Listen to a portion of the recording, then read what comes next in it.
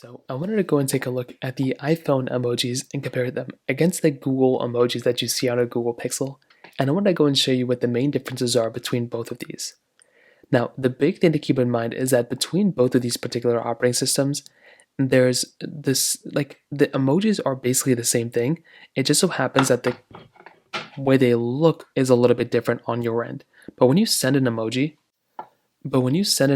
it's basically going to look like the same thing on both, if that makes any sense. So you can see right here, if I go inside of my iPhone, if I go inside of my Google Pixel, you can see there's already some differences. So for number one, the emojis are already kind of a little bit different.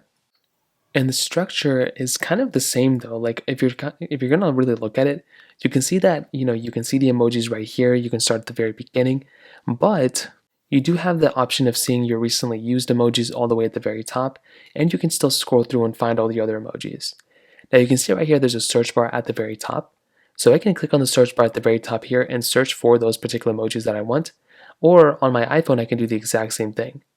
Now, one thing I noticed is that if you're going to go through and like search for an emoji, the one thing is if you're going to search for like happy, let's just say you're going to look up for like the emoji for happy, you can see these emojis come up here.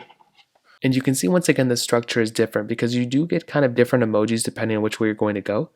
I will say on the iPhone side, these emojis are probably more in line with what I would use. On the Android side, it's a little bit different. So again, it just really just depends on which way you want to go. And in this particular situation, it just really depends once again on the type of emojis that you actually want to take a look at. In my personal opinion, I think the Google Pixel emojis still look very, very good. Now, if we go back to the actual emojis, you can see on the Google Pixel side and on the iPhone side that both these emojis, for the most part, look pretty good. On the Android side, you swipe up and down. On the iPhone side, you kind of go side to side. And if I'm going to go and look at both, you can kind of see that both look very good. But on the Android side, they're a little bit more like cartoonish in a way. But I would say these emojis look overall better than on the Samsung side. The Samsung emojis are a little bit more off, whereas on the Android side, like with the Google Pixel side, I think they look a little bit better. So overall, what I'll probably tell you is when it comes down to both these emojis, I think there's more emojis and just better emojis quality inside of the iPhone side. But I feel like the Google Pixel still give you a good job. They still do a really good job for the most part.